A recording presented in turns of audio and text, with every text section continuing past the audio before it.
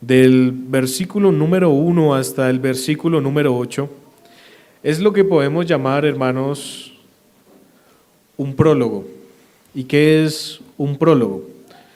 Un prólogo en un libro, mis hermanos, es un texto introductorio que aparece al comienzo de una obra y que tiene como objetivo preparar al lector o a la audiencia para que pueda saber qué es lo que viene a continuación. Entonces, un prólogo es más que una introducción. La introducción se incluye dentro del prólogo. Pero entonces de eso se trata Apocalipsis capítulo 1, del versículo 1 hasta el versículo número 8. Por ejemplo, allá nos dice de qué trata y cuál es el enfoque del libro y por qué se escribió el libro. Y hemos venido estudiando, por ejemplo, que el propósito de Apocalipsis es mostrar a sus siervos una revelación de las cosas que deben suceder pronto. Pero también un prólogo nos presenta al autor y a su intención. Y el autor humano de este libro es Juan, el apóstol Juan, quien recibe esta revelación por medio de un ángel. Sin embargo, veíamos que su mensaje proviene del trono de Dios y que se dirige a la iglesia del Señor, expresada en iglesias locales, representadas por esas 7 iglesias que aparecen allí en la provincia de Asia Menor. Pero un prólogo también nos ofrece claves para la lectura, es decir, allí es donde vamos a ver cómo debemos leer todo el libro como tal. Y en este caso, por ejemplo, el libro nos dice que hay una bienaventuranza para los que prestan atención y obedecen a las palabras de este libro. Es decir, todo lo que escuchemos va a ser de gran bendición si lo llevamos a cabo, si lo atesoramos en el corazón. Pero también nos indica que el libro tratará de un tema particular que vamos a ver progresivamente cada vez que el Señor nos permita estudiar este libro, y es la fidelidad que el cristiano debe tener, el gozo que el cristiano debe tener, la esperanza de la venida triunfal de aquel que está sentado en el trono, gobernando todo, y que ese debe ser el aliento y la vida de cada uno de los cristianos.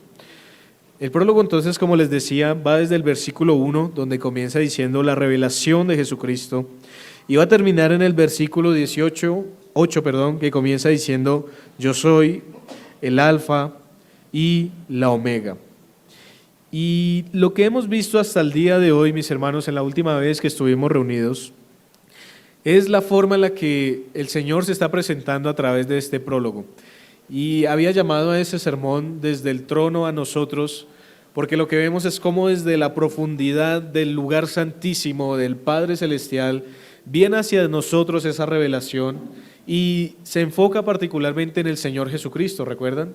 Acabamos de leer allí donde en el verso 5 dice, y de Jesucristo el testigo fiel, el primogénito de los muertos y el soberano de los reyes de la tierra.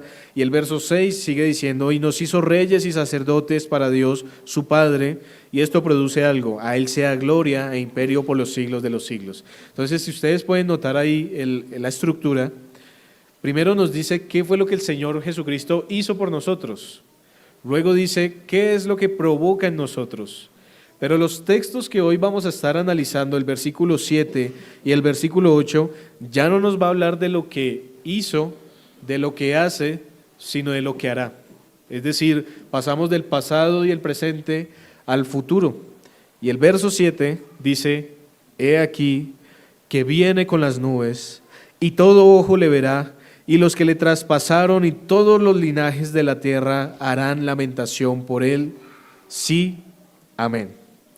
Ahora, teniendo en cuenta esto, mis hermanos, la proposición de esta mañana es la siguiente, y es que ya que Jesús regresará como juez visible para todos y se manifestará con majestad como el Todopoderoso, la iglesia debe regocijarse y perseverar en obediencia, mientras que los impíos deben arrepentirse antes de que su venida los llene de lamento.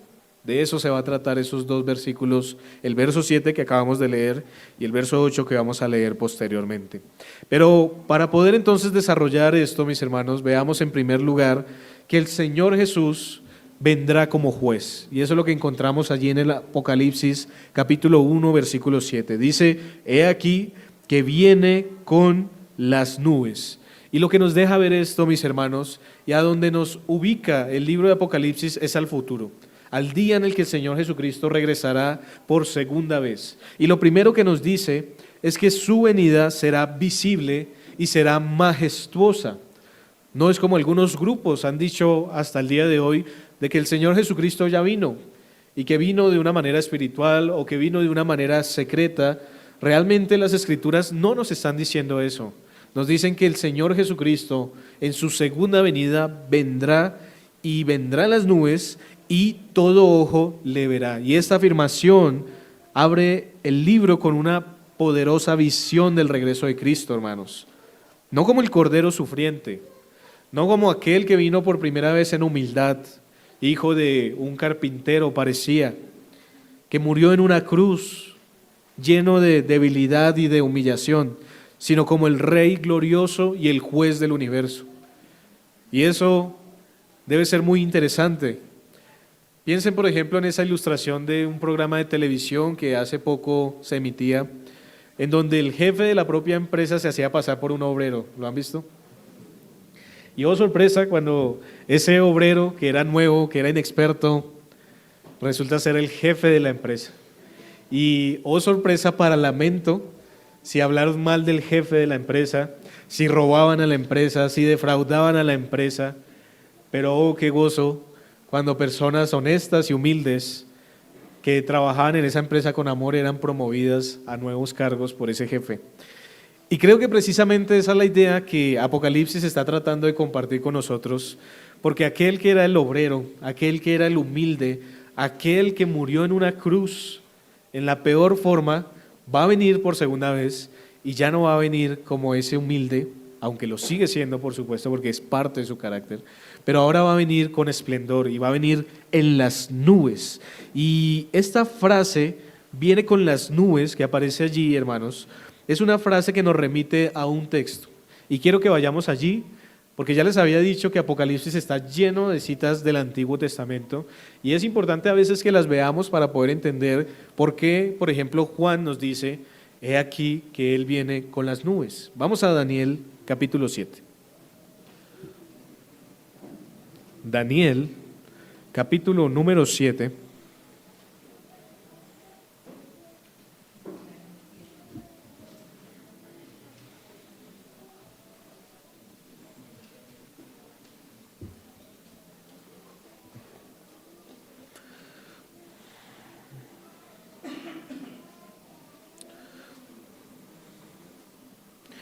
En Daniel capítulo 7, hermanos, vamos a encontrar una visión que tiene el profeta Daniel, en donde nos va a hablar de 4 reinos que van a continuar uno detrás del otro.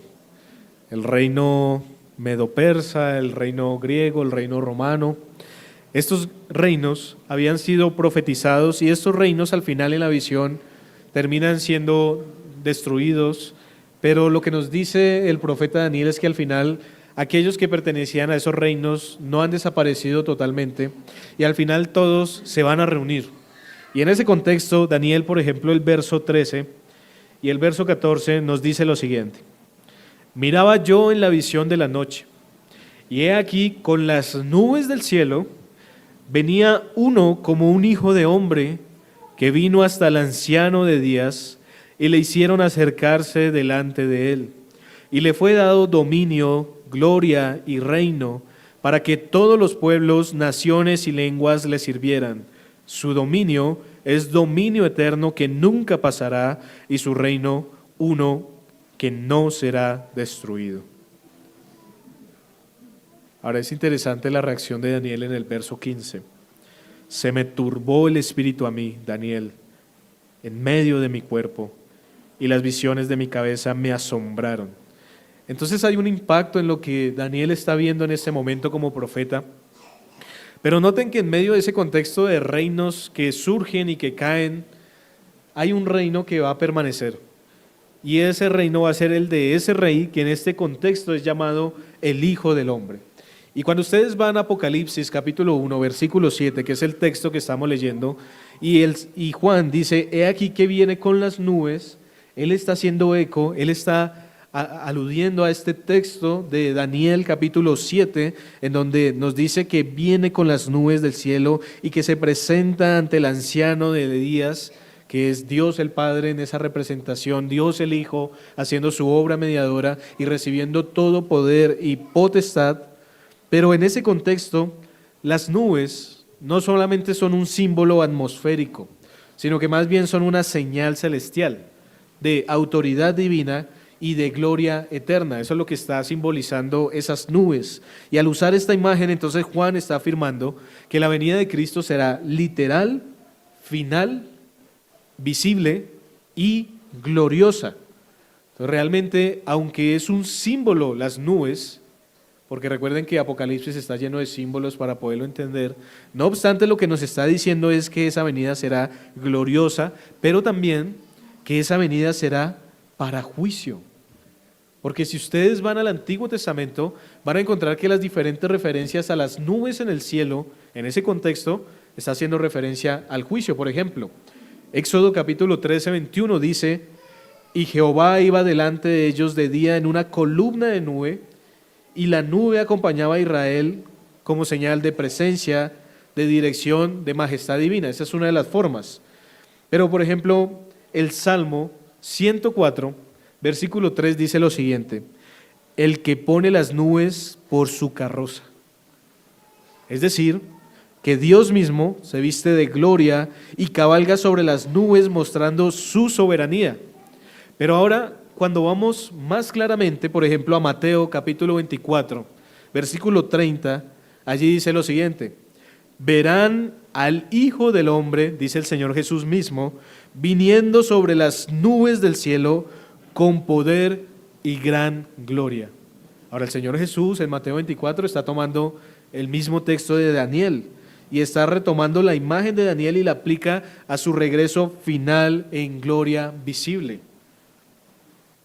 Y Apocalipsis, capítulo 14, del verso 14 al 16 dice, miré y he aquí una nube blanca y en la mano una hoz aguda. Y ahí entonces la nube es símbolo del inicio del juicio final. Así como Elías fue llevado, arrebatado en una carroza de fuego, el Señor descenderá en una carroza que no es de fuego, sino que en este caso la están representando con las nubes del cielo. Es decir que si volvemos a Apocalipsis 1:7, esa parte que está mencionando Juan ahí en el verso 7, he aquí que viene con las nubes, nos está hablando de majestad, nos está hablando de poder, pero nos está hablando también de juicio. Y por eso el contexto del verso 7 nos deja ver eso, porque ¿qué es lo que pasa cuando todos los ojos lo ven y especialmente aquellos que lo traspasaron lo ven? Dice, harán lamentación.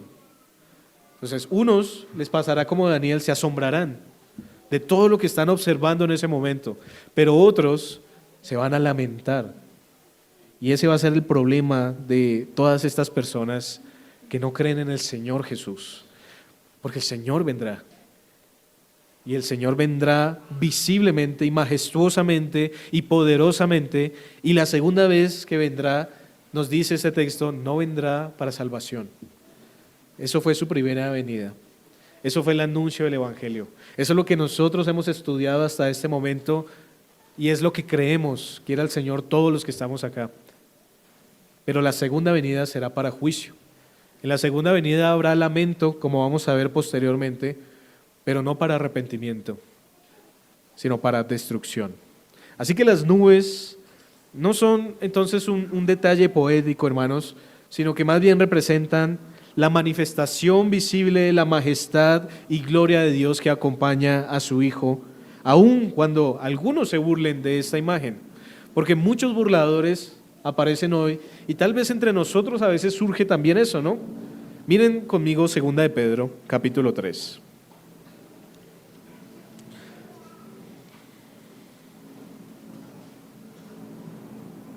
Segunda de Pedro,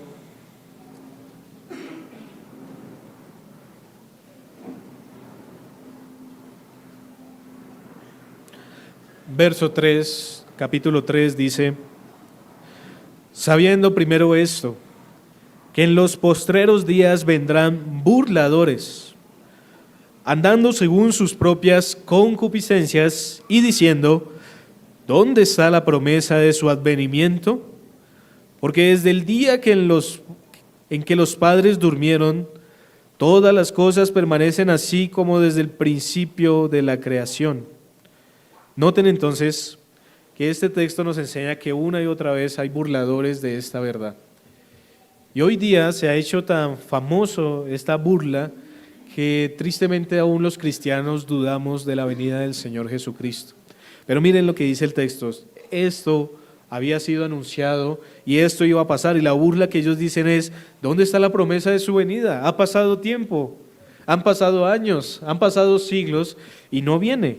Aún los que escucharon estas palabras, los antiguos, las generaciones antiguas, ya murieron y todas las cosas permanecen igual.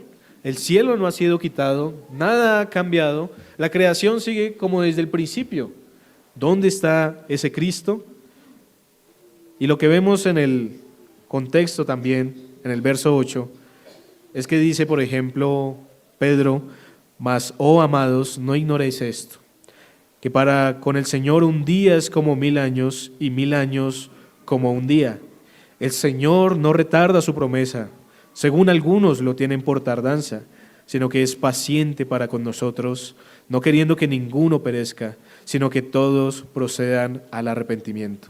Pero si siguen leyendo van a ver que tiene que ver con lo mismo que Juan en Apocalipsis nos está diciendo acerca de la venida del Señor en las nubes, gloriosa, poderosa, pero para juicio.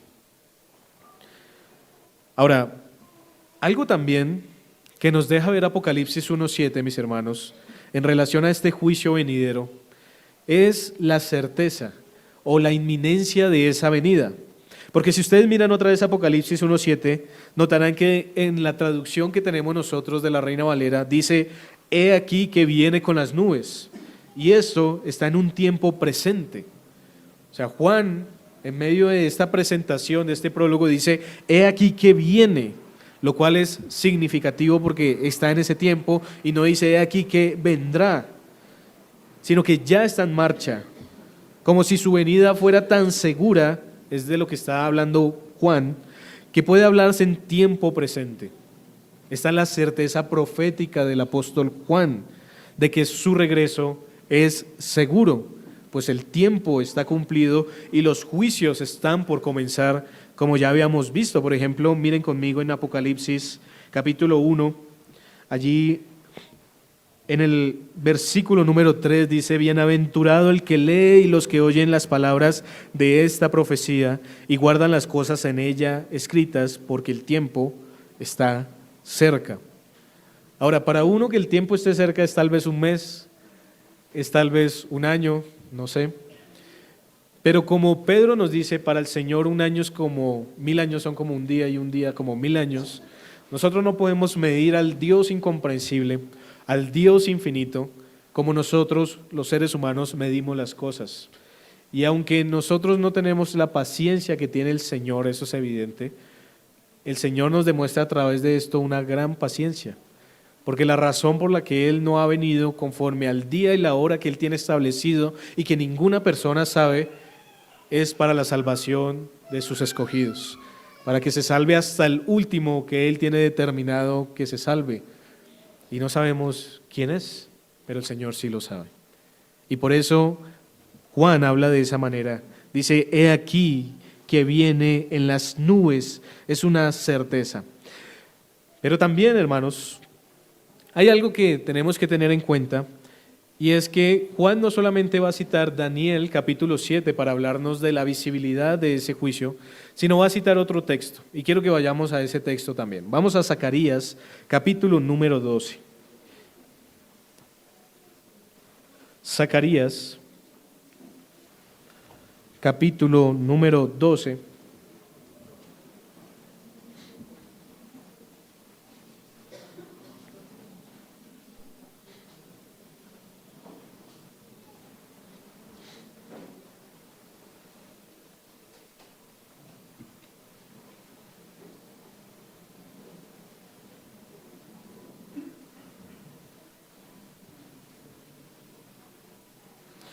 Y esto nos va a llevar entonces a otra idea de este juicio. Ya vimos que su venida será visible y majestuosa. Ahora vamos a ver que su venida será universalmente reconocida. Y eso es lo que nos va a dejar ver Zacarías 12:10, y van a encontrarlo familiar cuando lo leamos. Dice el verso 10: y derramaré sobre la casa de David y sobre los moradores de Jerusalén espíritu de gracia y de oración, y mirarán a mí, a quien traspasaron, y llorarán como se llora por hijo unigénito, afligiéndose por él como quien se aflige por el primogénito. En aquel día habrá gran llanto en Jerusalén, como el llanto de Hadadrimón en el valle de Megiddo. Así que Juan añade en Apocalipsis 1:7 que además de que todo ojo lo verá, o además de que viene con las nubes, más bien, todo ojo le verá, y los que le traspasaron, dice Juan en el capítulo 1, verso 7. Y ahí entonces Juan no solamente está afirmando el hecho de su venida, sino también su impacto universal.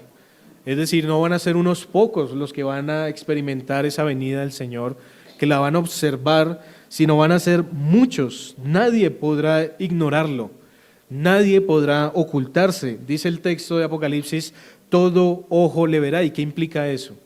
Lo que implica en el libro de Apocalipsis es que tanto los vivos como los muertos que resucitarán en ese día, tanto creyentes como incrédulos, tanto aquellos que le esperan con gozo, como quienes le han rechazado con desprecio, lo verán. Y si quieren comprobar eso, se ve en la segunda frase. Y los que le traspasaron, es decir, no solamente los creyentes le verán, sino los que le traspasaron también. Y ahí es donde cita Zacarías 12:10, donde Dios, el Padre, dice, mirarán a mí a quien traspasaron. Pero ahora con la revelación de Apocalipsis vemos que ese versículo del Antiguo Testamento que presenta a Dios mismo siendo traspasado y luego mirado con arrepentimiento a su pueblo, en el Nuevo Testamento, Juan el apóstol lo conecta con el Jesús, el Dios encarnado, el mismo que fue traspasado, y hay una conexión. Sin embargo, en Apocalipsis 1:7, la escena ya no es de gracia, como es en Zacarías. En Zacarías es de gracia porque cuando crucifican al Señor Jesús, que es el anuncio de antemano, ¿qué dicen los judíos? Verdaderamente este es el Hijo de Dios. Y ustedes lo pueden comprobar conmigo en Hechos, capítulo número 2. Vamos allí un momento, porque cuando viene el Espíritu Santo sobre los apóstoles, sobre el aposento alto, Pedro va a decirles algo que les va a impactar a los israelitas y que es el cumplimiento de lo que Zacarías nos está diciendo. Hechos 2, por ejemplo, verso 22, en el discurso de Pedro, dice: varones israelitas, oíd estas palabras. Jesús Nazareno, varón aprobado por Dios entre vosotros, con las maravillas, prodigios y señales que Dios hizo entre vosotros por medio de él, como vosotros mismos sabéis, a este, entregado por el determinado consejo y anticipado conocimiento de Dios, prendisteis y matasteis por manos de inicuos, crucificándole. Ahora, si seguimos leyendo, lo que va a decir Pedro es: ese que ustedes mataron, les está diciendo a los israelitas, ese se ha vuelto la principal cabeza del ángulo, ese ha resucitado, ese está gobernando y juzgará a todos. Y al final de ese discurso, entonces, lo que vemos es que estos que están escuchando, entonces les pasa algo. Miren el verso 37. Al oír esto, se compungieron de corazón. Compungir es como que se les estrecha el corazón, se entristecen, se contristan en un sentido, y dijeron a Pedro y a los otros apóstoles: varones hermanos, ¿qué haremos? Imagínense, es como la ilustración que les di al principio. Ahora se dieron cuenta que con el que estaban trabajando es el jefe de la empresa. Ahora los israelitas se dieron cuenta que el que crucificaron no era menos que el Mesías prometido, que el Rey de Reyes y Señor de Señores, que aquel que vendrá en las nubes, que acabó de partir. de esas nubes, como Hechos 1 nos lo relata, y se preocupan, se lamentan, pero este es el cumplimiento de Zacarías 12:10, porque se lamentan ¿para qué? Para arrepentimiento y para vida, hermanos, porque ¿qué pasa ahí? Ellos dicen, ¿qué haremos? ¿Y qué dice Pedro? Arrepentíos y bautícese cada uno de vosotros en el nombre de Jesucristo para perdón de los pecados y recibiréis el don del Espíritu Santo. Y esto que acabamos de leer es el inicio formal de la iglesia, como la conocemos hoy. Porque el verso 41 dice, así que los que recibieron su palabra fueron bautizados y se añadieron aquel día como 3,000 personas. 3,000 personas, ¿de dónde se añadieron? De los israelitas, del cumplimiento de la promesa de que van a ver a quien traspasaron y se lamentarán, y se lamentaron, y eso les llenó de salvación por el arrepentimiento que evidenciaron. Pero ahora, eso mismo que acabamos de ver, esa escena de Zacarías 12, de Hechos, en Apocalipsis 7, ya no es una escena de gracia, ya no es una escena de oportunidad para arrepentimiento, sino para juicio, porque dice, ahora todos los que le traspasaron, es decir, ¿quiénes son esos? Son los que rechazan a Jesús, son los que desprecian a Jesús, los que ignoran a Jesús. Y en su segunda venida, dice Juan, lo verán y no podrán resistir su gloria ni su autoridad. El uso de todo ojo lo verá, en singular, enfatiza la universalidad total del acontecimiento, es decir, ninguna persona estará ausente, todos estarán atentos y expectantes a la venida del Señor Jesús, quieran o no quieran. Los creyentes, por supuesto, expectantes a la venida de nuestro amado Salvador, y los incrédulos, como Adán y Eva allí en el huerto del Edén, buscando dónde esconderse, y no hallarán escondrijo, sino que estarán delante de Él. La mención entonces a los que le traspasaron no se limita solo a los soldados romanos que lo traspasaron con la lanza, o a los líderes judíos del primer siglo, se extiende a todos aquellos que por incredulidad y rebeldía han participado de una manera u otra en el rechazo del Señor Jesús. Eso incluye esos burladores de segunda de Pedro, eso incluye a algunos de ustedes que están acá que no creen en el Señor. Ustedes son los que en ese día van a ser llamados los que lo traspasaron. Entonces no se limita solamente a ellos, sino a todos los que han participado de una manera u otra espiritualmente en el rechazo del Señor Jesucristo. Todo aquel que no ha reconocido a Jesús como Señor, como Salvador, será confrontado con Él cara a cara. Y este momento, esta aparición del Señor producirá dolor, llanto y lamento, porque si volvemos a Apocalipsis, capítulo 1, versículo 7,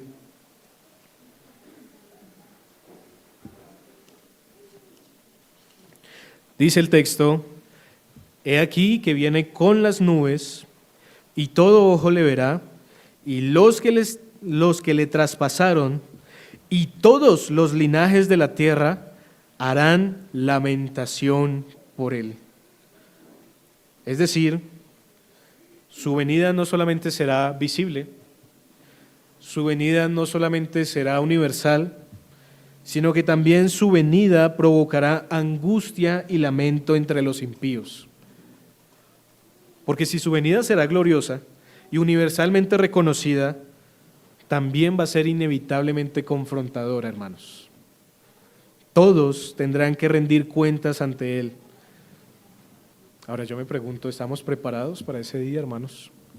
Iglesia, amigos, ¿estamos preparados para ese día?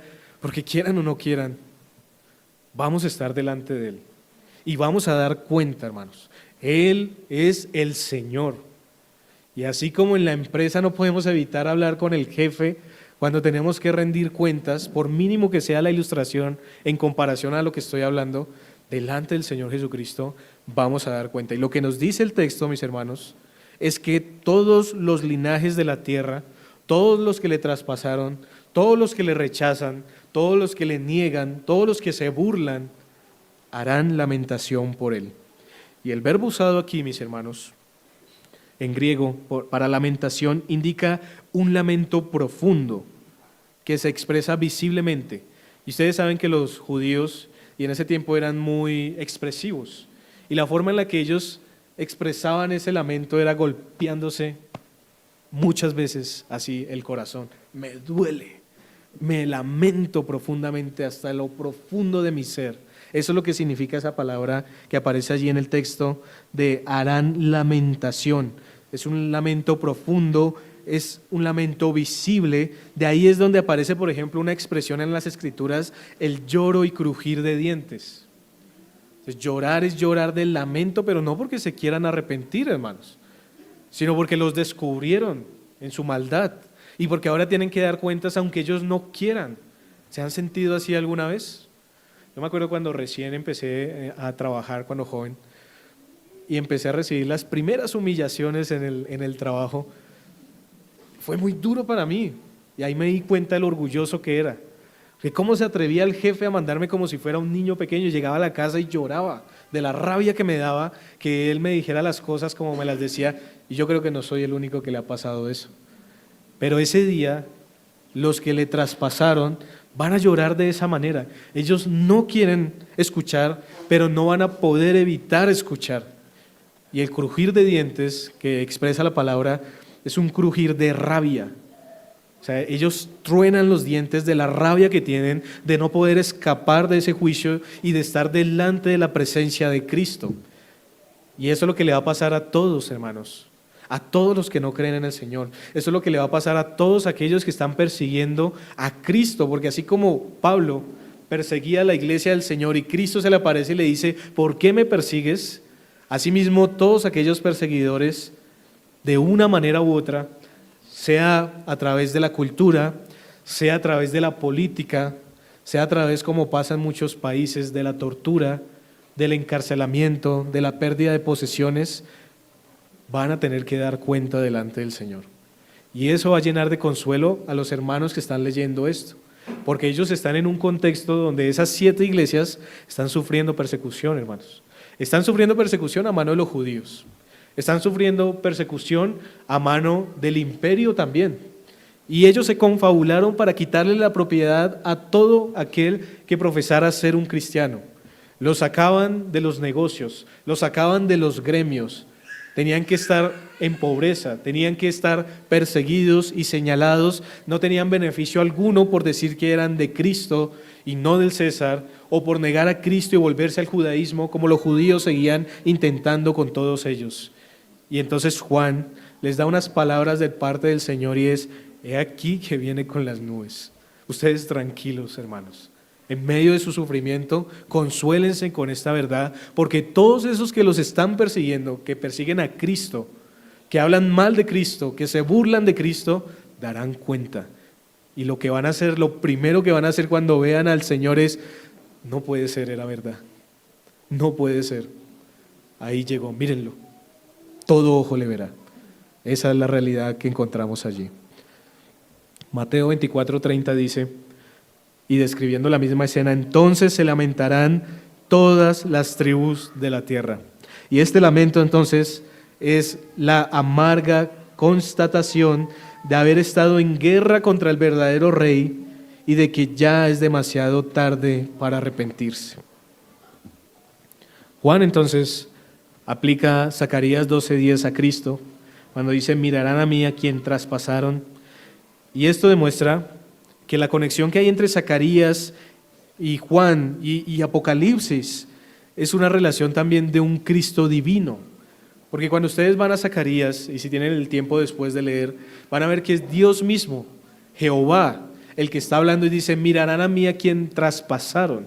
Y después este texto se le aplica al Señor Jesús, ratificando nuevamente que el Señor Jesús no solamente es completamente hombre, sino completamente Dios. Ahora, acompáñenme a otro texto, Apocalipsis capítulo 6, versículo 15, porque como es el prólogo lo que estamos estudiando, de esto se va a tratar el resto del libro. Apocalipsis capítulo 6, miren el verso 15 al 17. Dice, y los reyes de la tierra Los grandes, los ricos, los capitanes, los poderosos y todo siervo y todo libre se escondieron en las cuevas y entre las peñas de los montes. Y decían a los montes y a las peñas: caed sobre nosotros y escondednos del rostro de aquel que está sentado sobre el trono y de la ira del Cordero, porque el gran día de su ira ha llegado, y ¿quién podrá sostenerse en pie? Ese es el terror de ese momento, hermanos, y es lo que la palabra, la predicación del Evangelio y lo que domingo a domingo se hace quiere que se evite para nuestros familiares, para nosotros mismos. ¿Y cómo se evita esto? Creyendo en Jesús, hermanos, descansando en Él, confiando en aquel que vino por primera vez como un siervo sufriente, pero que vendrá por segunda vez como un león triunfante, hermanos. Esa es la forma en la que nos podemos librar de este lamento, porque más bien lo que haremos ese día es asombrarnos como Daniel se asombró y estar estupefactos de lo que está pasando, porque ¿quién de nosotros ha experimentado cosas semejantes? Nadie de nosotros ha podido ver a Cristo visiblemente, sino por fe, pero ese día ya no será por fe, sino por vista. Y ese es nuestro consuelo, y es el consuelo de los hermanos en ese tiempo. Pero Hechos, por ejemplo, 2, que lo leímos, los judíos que oían esta predicación de Pedro se compungieron de corazón y preguntaron: ¿qué haremos? Porque todavía es el tiempo y la posibilidad de arrepentirse. Pero en Apocalipsis 1:7 ya no habrá más tiempo. Ustedes recordarán que la paciencia de Dios en las Escrituras es evidenciada como una paciencia muy grande. Y un ejemplo de eso está en los tiempos de Noé. ¿Cuánto duró la paciencia del Señor antes de que viniera el diluvio? 120 años. 120 años esperando que la gente se arrepintiera. 120 años esperando a que le creyeran. ¿Y cuánto le creyeron después de 120 años? Los mismos 8 que desde el principio estaban. Dice Pedro que para el Señor un día es como 1000 años, y que la razón por la que no ha venido el Señor no es que esté retardando la promesa, sino que es paciente para salvación. ¿Cuánto tiempo va a durar esa paciencia para salvación? No va a ser infinita, hermanos. Su paciencia es misericordiosa y su misericordia es infinita, pero su paciencia, Él nos ha demostrado en su palabra, tiene un tiempo, y han pasado más de 120 años, gloria al Señor por eso. Pero un día se cerrarán las puertas como se cerró la puerta del arca, y ahora habrá lamentación, porque ahora sí se querrá, pero ya no se podrá, por decirlo de una manera. Así que todo eso es lo que estamos viendo allí en el verso 7, y al final nos deja ver que es de consuelo, porque ¿qué nos dice Juan? Volvamos a Apocalipsis 1:7.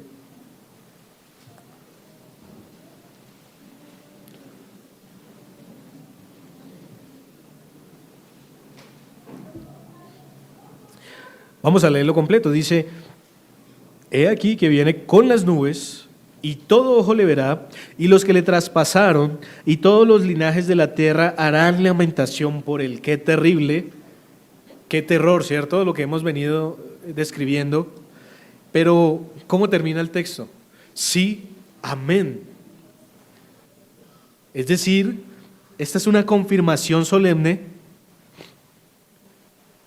que nos muestra que aquellos que lean esto deben estar seguros que estas cosas pasarán así, porque eso es lo que expresa el amén. Así es o así será. Es una confirmación solemne, pero también es interesante que está en los dos lenguajes de las Escrituras. Sí está en griego y amén es del hebreo. Entonces, sí, es como si estuviera diciendo Antiguo y Nuevo Testamento, todo lo que se ha dicho es una verdad y confirmación de que el Señor vendrá. Entonces no solamente le basta con decir amén, sino sí, amén. Y es la forma en la que los cristianos también debemos estar convencidos de que esto ocurrirá. Y es lo que nos debe llenar de convicción, de fidelidad, de perseverancia, hermanos. Que a veces uno se cansa de la vida cristiana, ¿no? Tristemente, para vergüenza.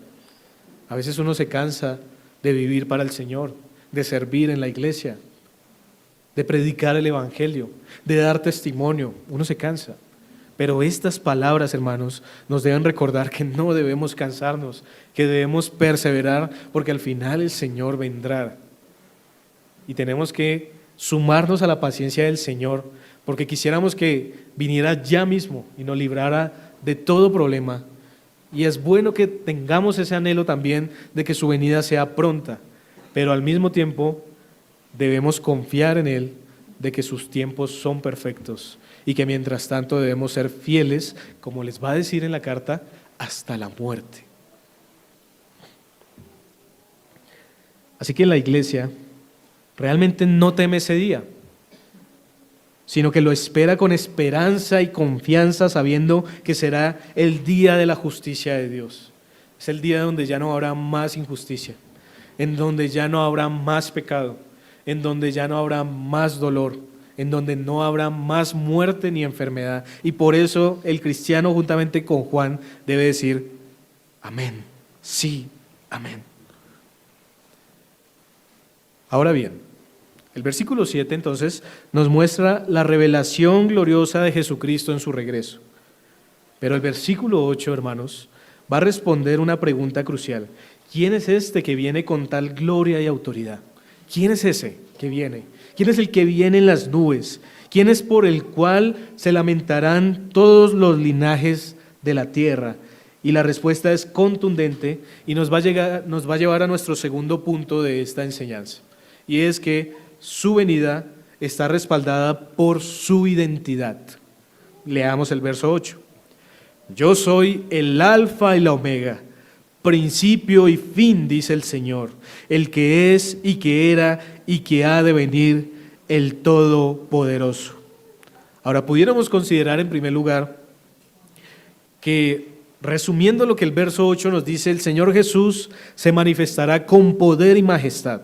Es decir, entonces en el versículo 7 vimos a Jesús regresar con toda su gloria para ejercer su juicio sobre aquellos que lo aborrecieron, quienes lo odiaron, quienes lo persiguieron y que ahora están de pie delante de Él. Y no pueden hacer otra cosa que llorar y lamentarse por su condenación inminente. Pero mientras están reunidos ante el trono del Cordero, Jesús habla. Ya no calla, ya no enmudeció. Ahora habla y se identifica con palabras claras y majestuosas que deshacen todas las ideas falsas que los hombres han tenido sobre Él. Porque comienza diciendo: yo soy el alfa y la omega. Es decir, comienza diciendo que su autoridad es absoluta. El principio y el fin. Jesús entonces está hablando como Dios mismo, utilizando el título divino que Dios utilizó en el Antiguo Testamento en Isaías 44:6. Él abarca todo el tiempo y controla toda la historia. No hay principio ni fin fuera de Él. Y este versículo es la primera vez que se presenta esta autoidentificación divina en Apocalipsis, pero no será la última. La fórmula yo soy el alfa y el omega aparece de nuevo en Apocalipsis 21:6 cuando se acaba el libro. Es decir, el libro abre diciendo el alfa y la omega, el libro cierra diciendo el alfa y el omega, en el 22:13 nuevamente dice el alfa y el omega, con una aplicación explícita a Cristo. Ahora, esto nos lleva a una pregunta importante. ¿Quién está hablando en Apocalipsis 1:8? ¿El Padre o el Hijo? Ahora, en Éxodo capítulo 13, versículo 14, cuando Dios se le presenta a Moisés, ustedes recuerdan el nombre con el que Él se le presenta. Yo soy, o yo soy el que soy, que es el nombre divino con el que Dios se revela allí. Pero en el Evangelio de Juan, por ejemplo, Jesús usa este mismo título para sí mismo varias veces. Juan 8:58 dice, antes de que Abraham naciera, yo soy. Juan 10:11 dice, yo soy el buen pastor. Juan 11:25 dice, yo soy la resurrección y la vida. Y además, si comparamos los títulos usados en Apocalipsis, encontramos que hay un claro paralelismo entre Dios y Cristo. Dios el Padre, que parece ser en el 1:8, está hablando, dice, yo soy el alfa y el omega, pero Apocalipsis 1:17, Jesús dice, yo soy el primero y el último. En el 21:6 vuelve y dice, yo soy el alfa y el omega, el principio y el fin. Pero en el 22:13, hablando de Cristo, dice, yo soy el alfa y la omega, el principio y el fin. Y aunque solamente Dios Padre es llamado explícitamente el Todopoderoso, el Pantocrátor, que es la palabra en el griego, la Biblia también afirma que Cristo comparte su eternidad, su autoridad, la obra de creación y la obra de redención. Una vez más, exaltando a este juez, no como el hombre, sino como el Dios hombre. Eso es importante, porque todos los que dicen que Jesús no es Dios, estarán delante de su presencia y Él mismo les dirá, yo soy el Todopoderoso, yo soy el alfa y la omega. Y los cristianos que estemos ahí diremos, amén, Señor, amén, gloria al Señor. Pero ellos se lamentarán. El punto entonces es que los títulos aplicados a Dios aquí son compartidos plenamente por el Hijo, porque Cristo es Dios eterno, Él es el principio y el fin de todo, Él es el origen, el consumador de la creación y de la redención, y por eso Él es la palabra completa de Dios desde la A hasta la Z, que eso es lo que significa alfa, omega. Entonces tal vez algunos no lo sepan, alfa es la primera letra del el griego y omega es la última letra, dando a entender que Él es el principio y el fin, que Él lo abarca todo, que Él es el Todopoderoso precisamente, o el Eterno, muy bien, sí, así es. Ahora, su poder es invencible, dice el verso 8, el que es y que era y que ha de venir, y esto lo que expresa es la continuidad eterna de Cristo. Lo presenta con los mismos atributos que se aplicaron a Dios el Padre en el verso número 4. Miren conmigo, Apocalipsis 1:4. Juan a las 7 iglesias que están en Asia, gracia y paz a vosotros del que es y que era y que ha de venir. Ahí está hablando de Dios el Padre, pero en el verso 8 vemos cómo también se le atribuye al Señor de esta manera, porque Cristo comparte plenamente la naturaleza eterna de Dios. Y lo que nos está diciendo es lo que dice Hebreos 13:8. Él es el mismo ayer, hoy y por los siglos. Él no cambia, Él no se debilita, Él no se ausenta, Él no se retira. Su poder no tiene principio ni final y su presencia es total, constante y permanente. Y esto es lo que significa que de principio a fin Cristo siempre ha estado presente, está presente ahora y estará presente siempre. Él es, Él era y Él ha de venir. Porque ¿quién es el que ha de venir? En el contexto, Jesucristo. Es del mismo que viene hablando en el 7 cuando dice, he aquí que viene con las nubes. Y el verso 8 dice, y que ha de venir. ¿Quién es? Jesucristo. Ahí está. Dice un teólogo, Cristo diría lo siguiente, no importa cuán atrás mires, yo estaba allí. No importa cuán adelante mires, yo siempre estaré allí y he estado presente en cada punto del tiempo. Su presencia entonces es ineludible. No hay tiempo, no hay lugar en el que Él no esté. Nadie puede escaparse de su autoridad ni de su juicio. Y es precisamente lo que David dice en el Salmo 139. ¿A dónde me iré de tu espíritu? ¿A dónde huiré de tu presencia? Si subiere a los cielos, allí estás tú. Y si en el Seol hiciere mi estrado, he aquí, allí tú estás. Es decir, nadie se va a escapar y el Señor lo confirma delante de los que lo traspasaron. El que es y que era y que ha de venir. Y eso significa que no hay refugio contra Cristo, que su juicio es inevitable, que su poder es invencible, que su juicio es ineludible. Y si no le creemos, termina el verso 8 diciendo, el Todopoderoso. Y este título finaliza la descripción majestuosa de Cristo. No simplemente poderoso entre muchos, sino el único con poder absoluto y soberano sobre todo ser y todo suceso. Nadie puede resistirlo, nadie puede desafiarlo con éxito, nadie puede escapar de su mano. Y esta declaración, el Todopoderoso, aplasta toda arrogancia humana que pretende escapar de Cristo o resistir su señorío. ¿Quién es todopoderoso sino solamente el Dios incomparable? Los reinos de este mundo por más grandes y poderosos que sean, los orgullosos, los blasfemos y todos los impíos que se burlaron de él, todos ellos serán reducidos al silencio en su presencia, porque lo único que habrá es un lamento. Los impíos entonces van a fracasar en su guerra contra Cristo.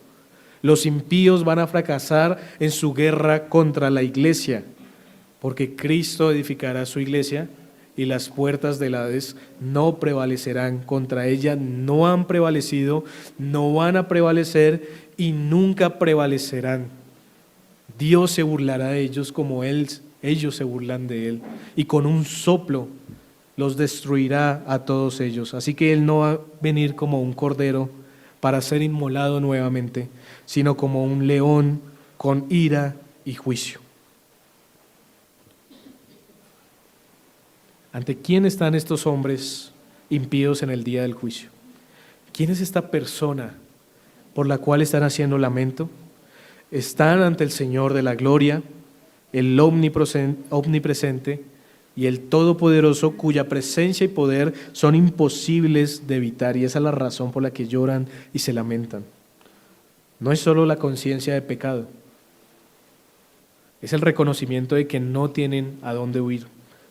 No se pueden escapar de este Cristo que posee todo el poder, toda la autoridad. ¿A dónde huirán? ¿Dónde se esconderán? Nos dice Apocalipsis que se esconden en las cavernas. Y allí el Señor los encontrará. ¿Dónde se esconderán de este Cristo omnipresente y omnipotente? No hay a dónde ir, hermanos. No hay manera de escapar y no lo habrá por toda la eternidad. No hay forma de evitar el juicio de Dios.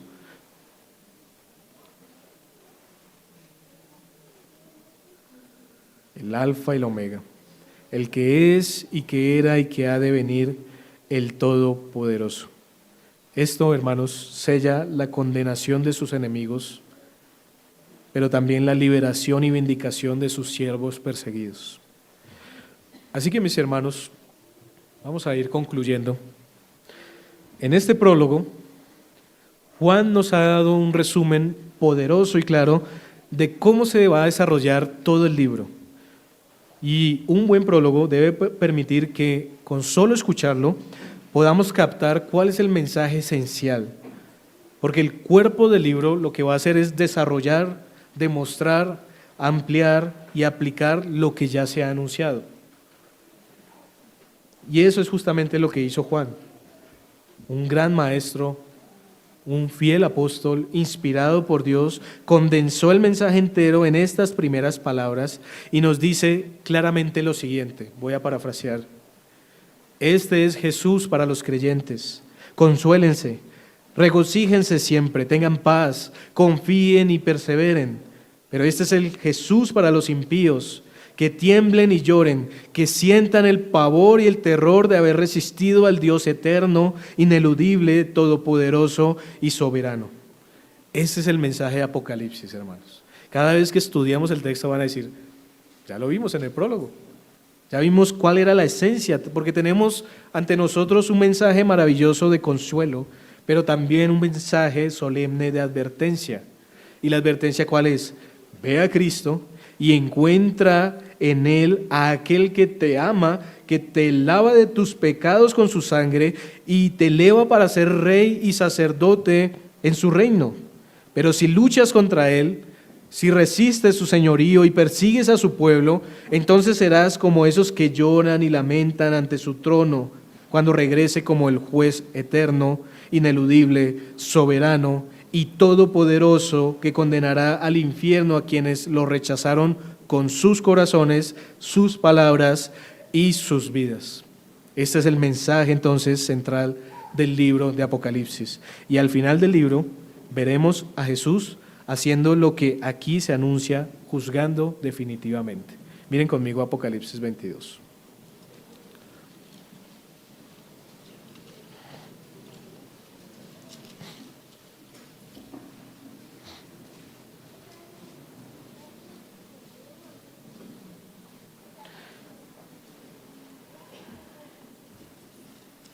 Bueno, vamos al 21 allí, que es más breve, pero miren por ejemplo el verso 6 al 8. Dice: Y me dijo, hecho está. Yo soy el alfa y el omega, el principio y el fin. Al que tuviere sed, yo le daré gratuitamente de la fuente del agua de la vida. El que venciere heredará todas las cosas, y yo seré su Dios y él será mi hijo. Pero los cobardes e incrédulos, los abominables y homicidas, los fornicarios y hechiceros, los idólatras y todos los mentirosos tendrán su parte en el lago que arde con fuego y azufre, que es la muerte segunda. Y así termina el libro, con lo que comienza.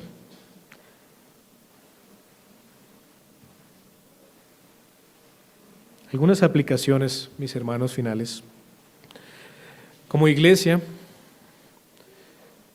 debemos mantener nuestra esperanza y confianza firmes en Cristo como el soberano y el todopoderoso, que es la cabeza de esta iglesia, hermanos. Debemos confiar en Él. Él es nuestro Señor. Su autoridad, como vimos, es absoluta. Por eso nos llama a la obediencia. Por eso nos llama a la unidad y a la perseverancia en medio de las pruebas y persecuciones. Esto no es negociable, hermanos. No somos nosotros los que lo decimos. Es el Rey de Reyes y Señor de Señores que juzgará al final, que nos dice perseveren, obedezcan y manténganse unidos. Pero es que no hay pero, hermano. No hay pero que valga delante del Rey de Reyes. Pero es que la crianza, pero es que la cultura, pero es que las tentaciones, pero es que el mundo, pero es que me dice, nada, hermanos, puede socavar la unidad, la perseverancia y la obediencia en la iglesia local. Porque Cristo es la cabeza de la iglesia. Cristo es la cabeza de esta iglesia local en Fontibón, hermanos. Y por eso tenemos un llamado a obedecerle. Debemos perseverar en medio de pruebas, perseverar en medio de persecuciones. O es que no es una persecución que lo pongan a usted a trabajar el domingo, por ejemplo, cuando no le corresponde.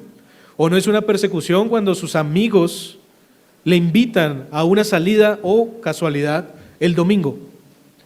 No es persecución. Estamos ignorando realmente lo que es persecución, hermanos. Y estamos cayendo en todas las trampas que el astuto Satanás nos pone delante de nosotros. ¿Para qué? Para que no nos congreguemos. O es que es muy temprano, a las 9 de la mañana. O es que es muy tarde, a las 2:30 de la tarde. O es que es muy largo. Muchas cosas, hermanos, estamos viviendo hoy día y creemos que no estamos siendo perseguidos, y la razón por la que no estamos siendo perseguidos es porque ya fuimos alcanzados. Es más, no nos tuvieron que perseguir, nosotros fuimos detrás de nuestros perseguidores y les decimos, sí, es lo que ustedes dicen. Muchas veces no hay unidad en la iglesia, hermanos. ¿Por qué? Porque no se congregan. Aquellos que están en desacuerdo con las doctrinas de la iglesia están a las 9 de la mañana estudiando con nosotros, pero después, cuando deban ser reprendidos por la iglesia en la disciplina que el Señor nos permite ejecutar en aquellos que son infieles dentro de nuestra iglesia, dicen, no, yo no estoy convencido de esos temas. Y yo le diría, ¿asistió a las escuelas dominicales? No. ¿Se quedó por la tarde? No. ¿Se reunió en los estudios que hacemos por la tarde? No. ¿Estuvo por lo menos atento a la adoración? No. Entonces, esta es la iglesia del Señor, hermanos. Y debemos ser fieles, debemos ser obedientes y debemos ser perseverantes, nos guste o no nos guste, mis hermanos. Porque debemos doblegar nuestra cabeza delante del Señor. Él es el Rey, no nosotros. Él es la cabeza, no nosotros. Por eso debemos vivir como una comunidad santa y fiel, reflejando su poder y gloria en nuestro testimonio para con nuestros hermanos, para dar la gloria al Señor. Pero también, mis hermanos, otra aplicación es exaltar a Cristo, mis hermanos. Cristo es más que el Salvador crucificado, aunque eso sería suficiente de lo grande que es. Pero Él es el Dios eterno. Él es el alfa y la omega, Él es el juez soberano, y esto nos lleva a adorarlo no solamente por su obra redentora, sino por su naturaleza divina y su señorío eterno. Debemos reconocer su poder. Y ahorita lo cantábamos. Él es majestuoso, hermanos. Y por eso lo alabamos. Por eso no debe haber voz que no se escuche mientras alabamos a nuestro gran Dios, por más desafinados que estemos. Porque lo hacemos para la gloria del Señor, hermanos. Porque lo hacemos manifestando lo que dentro de nosotros hay. Y no es un terror por ese día del juicio final, sino es un gozo para adorar al Señor con alabanza. Cantemos con ánimo, cantemos con convicción, cantemos con gozo, hermanos. Pongamos entendimiento cuando cantemos, porque estamos cantándole al Rey de Reyes, porque estamos cantándole a aquel que tiene todo poder y autoridad sobre nuestras vidas, aquel que es invencible. Entreguémonos completamente a Él, reconociendo que solo en su sangre hay perdón y vida eterna.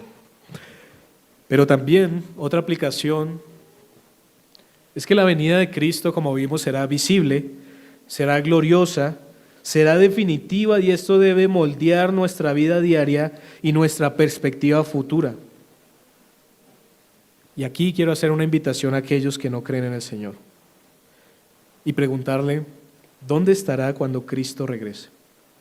¿Estará con los que le aman y lo esperan con gozo? ¿O estará entre los que le rechazan y le temen? Y si en su mente usted dice, voy a estar con este segundo grupo, no se olvide de este mensaje, porque aquí le advertimos. Y tal vez usted en su arrogancia y su dureza cree que va a estar bien allá delante del Señor rechazándolo, pero cuando sienta ese pavor y ese terror de ser lanzado al lago de fuego, recuerde esta enseñanza que se dio en Fontibón. Dígame, lo advirtieron. Y no solamente esta, sino todas las que el Señor en su paciencia le ha permitido escuchar. ¿Y qué está esperando? ¿Qué está esperando para creer en el Señor? O va a estar entre los que le aman, o va a estar entre los que le rechazan, porque hoy el Señor le dice, ven, reconoce mi señorío, confiesa tu pecado y recibe perdón. Cristo hoy ofrece consuelo, paz y vida eterna. No dejemos para mañana la decisión más importante de nuestra vida. Acerquémonos al que es el alfa y el omega, el principio y el fin, y encuentren esperanza hoy y para toda la eternidad, para que mañana no se lamenten. Así, mis hermanos, que a Cristo sea la gloria por los siglos de los siglos. Oremos.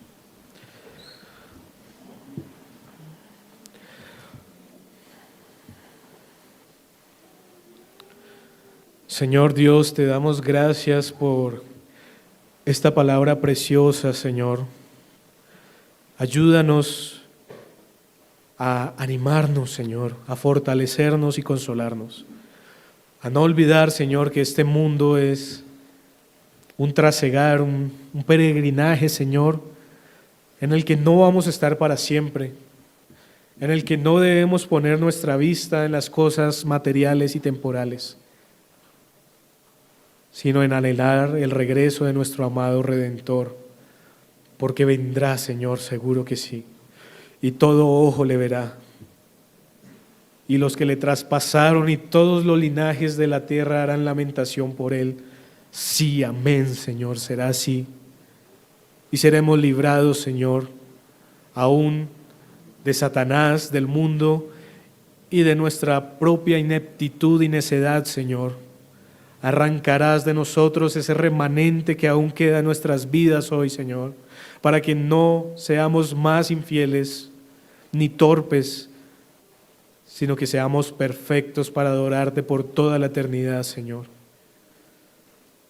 Ya no habrá vejez, ya no habrá enfermedad, ya no habrá llanto y dolor, Señor. Ayúdanos, Señor, a contemplar esto, no solamente hoy, sino al salir, al acostarnos, a levantarnos en toda la semana, Señor, porque hemos sido llamados parte de tu pueblo y es un privilegio que en la sangre de Cristo tenemos, Señor, y que a veces despreciamos, Señor, lo confesamos. No pensamos lo suficiente en estos temas, pero por eso necesitamos de tu palabra preciosa, de tus iglesias locales, como aquellas iglesias que recibieron este mensaje allí en Asia, hoy lo recibimos nosotros aquí en Fontibón, Señor. Te pedimos que nos ayudes y nos guíes para poderte dar la gloria desde hoy y para siempre en Cristo Jesús. Amén.